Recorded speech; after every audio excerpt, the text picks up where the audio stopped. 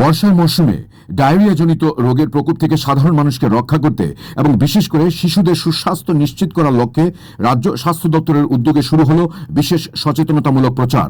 মঙ্গলবার আগরতলা পুর নিগমের ৩৯ নম্বর ওয়ার্ড কমিউনিটি হলে এক অনুষ্ঠানের মধ্য দিয়ে জেলা স্তরের স্টপ ডায়রিয়া ক্যাম্পেইন ২০২৬-এর আনুষ্ঠানিক সূচনা হয়। প্রদীপ প্রজ্বলন করে সংশ্লিষ্ট কর্মসূচির আনুষ্ঠানিক উদ্বোধন করেন আগরতলা পুর নিগমের মেয়র তথা বিধায়ক দীপক মজুমদার।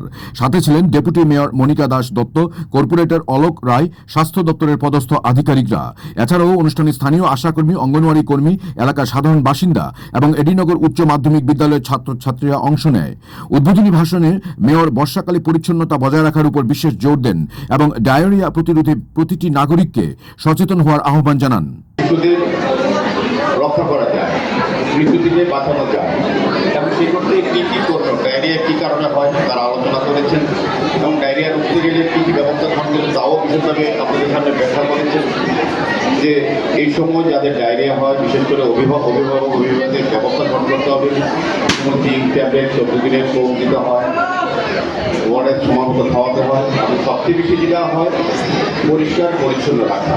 ডায়রিয়ার কারণ যদি হয় যে জল বাহিত রোগ বলা হয়েছে, যে জলের কোনো কারণে হয়তো ডায়রিয়ার প্রকোপ দেখা দেয় বা ডায়রিয়া আক্রান্ত হয়, সেক্ষেত্রেও জল ফুটিয়ে খাওয়া বা জলের প্রতি নজর রাখা যাতে ভালো জল পান করানো যায় শিশুকে, সে ব্যবস্থা করানো এবং পাশাপাশি তার যে জায়গাটা যেখানে যে শিশু থাকে ওই জায়গাটায় মহল্লায় বাড়ি বা পরিবারের জায়গাটা যাতে সুন্দর ভালো থাকে, সুস্থ পরিবেশ থাকে, যাতে একটা শিশু সুন্দরভাবে তার প্রচেষ্টা বৃদ্ধি করতে পারে। 0 থেকে 5 অত্যন্ত অল্প বয়স, তাদের নিজস্ব বোঝার বা বিষয় থাকে না, সেখানে অভিভাবকদের বোঝার সচেতন হওয়া উচিত, অভিভাবকের দায়িত্ব নিয়ে কাজটা করা উচিত। সে কারণে অভিভাবকদের ডাকা হয়েছে এবং স্টুডেন্টদের ডাকা হয়েছে। আমি খুব খুশি হয়েছি কিন্তু স্টুডেন্টদের উপস্থিতি দেখে। উল্লেখ্য, বর্ষাকালে জলবাহিত রোগের প্রকোপ অনেকটাই বেড়ে যায়, যার মধ্যে ডায়রিয়া অন্যতম। সঠিক সময়ে সচেতনতা এবং ওআরএস ও জিঙ্ক ট্যাবলেটের সঠিক ব্যবহার এই রোগ থেকে শিশুদের রক্ষা করতে পারে।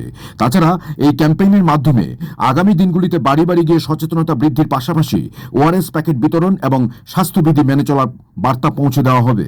Bureau report, HD live 24/7।